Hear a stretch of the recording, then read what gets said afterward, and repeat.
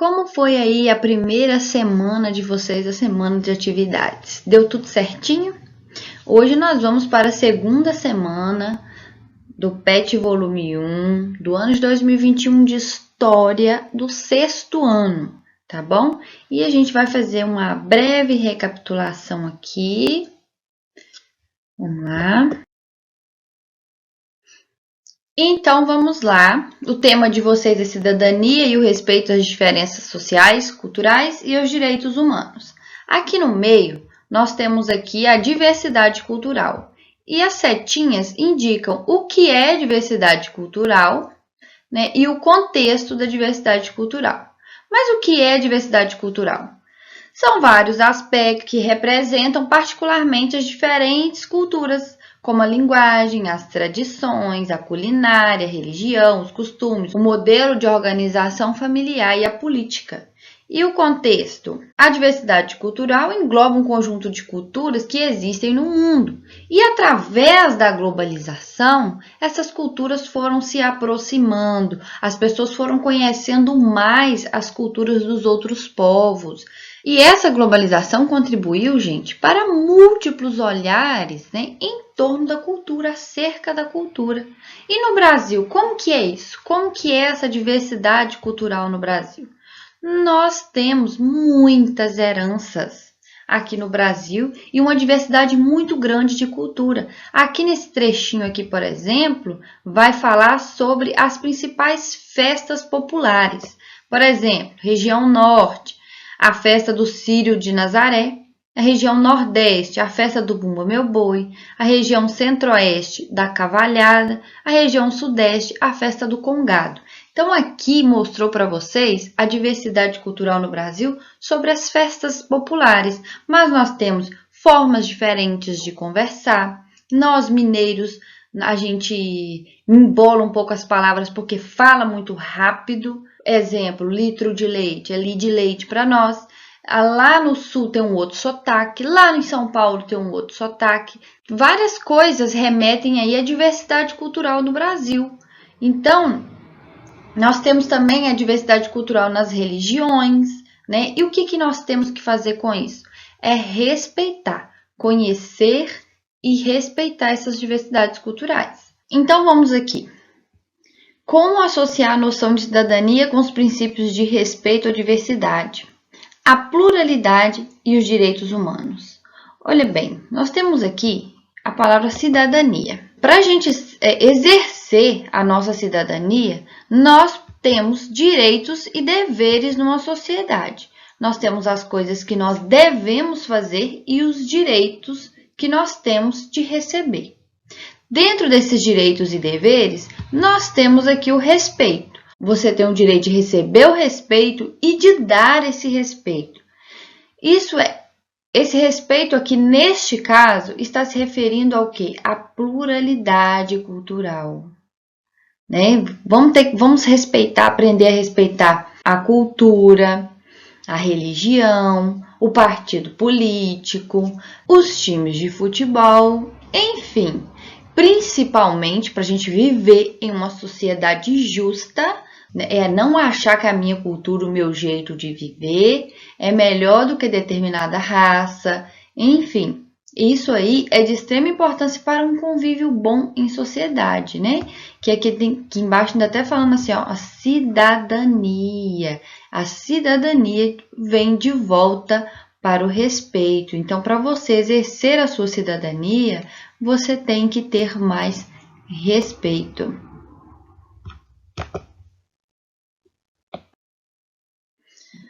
Aqui o próprio PET de vocês trouxe umas sugestões de livro e sugestão de filme. Você pode assistir, esse filme é muito bom. O Menino do Pijama Listrado.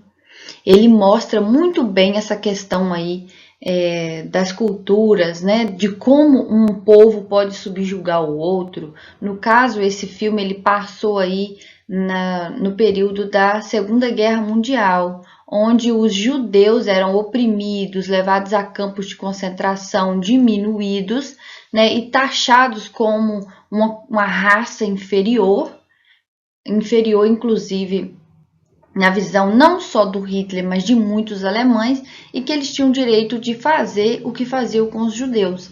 Então, O Menino do Pijama Listrado é um filme que retrata muito isso, e eu indico bastante vocês assistirem. E mais abaixo aqui tem outros documentários e outras sugestões de videoaula e também sites para vocês se interarem mais do assunto. Agora vamos para as atividades. Elabore um texto, uma poesia ou até mesmo um desenho que expressa a cultura do lugar onde você vive. Então, onde você vive, tem alguma coisa que representa a cultura. Você pode estar fazendo aí. Para a nossa cidade central de Minas, eu coloquei aqui um trecho do hino de Central de Minas, né? Um trecho do hino que foi composto aí, que foi feito pelo Dr. Ageu Diniz, na época prefeito da nossa cidade. E o hino é assim: Avante, ó Central de Minas, teu rumo é sempre a vitória.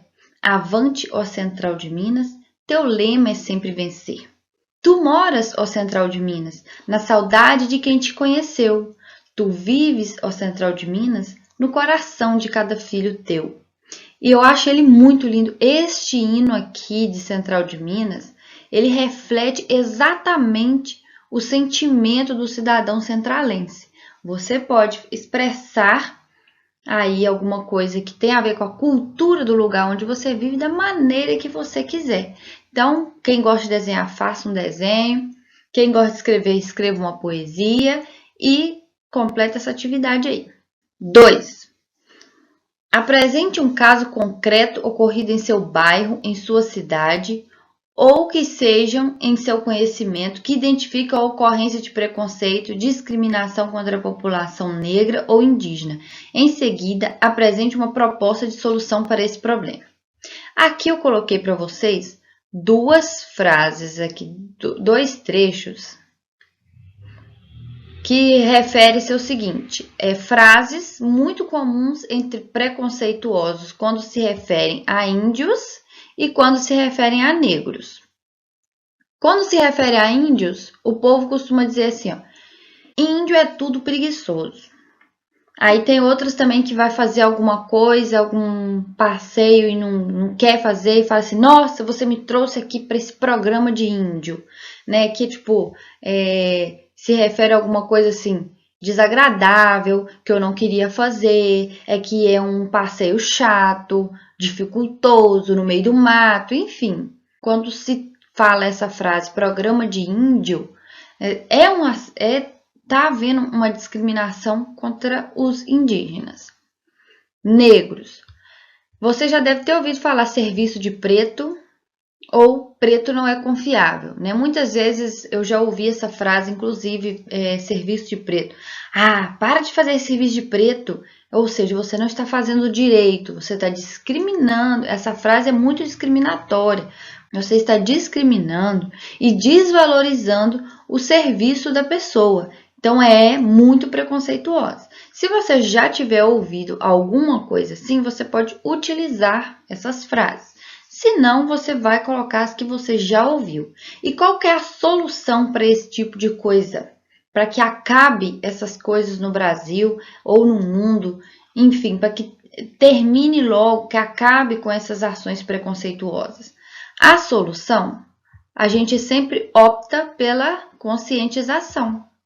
Né? Nós queremos sempre estar conscientizando, falando que isso não é certo. Às vezes as pessoas, né, em muitos casos, têm algumas frases, algumas falas que nem é porque a pessoa está exprimindo o preconceito, mas que hoje em dia, depois do conhecimento, né, que a gente adquire, depois da conscientização, a pessoa vai ter ciência de que isso que ela está falando gera um preconceito, é preconceituoso e não é legal.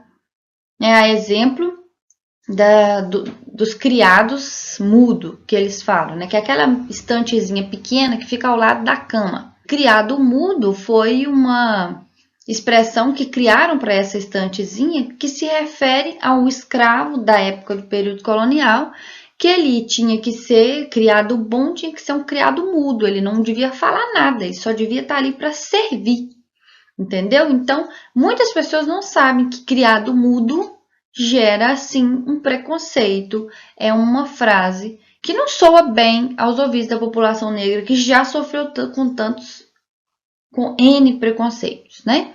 E o caso mais comum aqui também de solução é realmente a prisão. É prender quem pratica esse tipo de coisa, quem pratica o preconceito. 3. O combate ao racismo e suas consequências passa também pelas manifestações culturais que valorizam práticas e os saberes das populações negras e indígenas. Pesquise sobre as diferentes manifestações e expressões artísticas que valorizam as culturas negras e indígenas. Em seguida, destaque como elas podem ajudar no combate ao racismo no Brasil. Manifestações, eu coloquei alguns exemplos.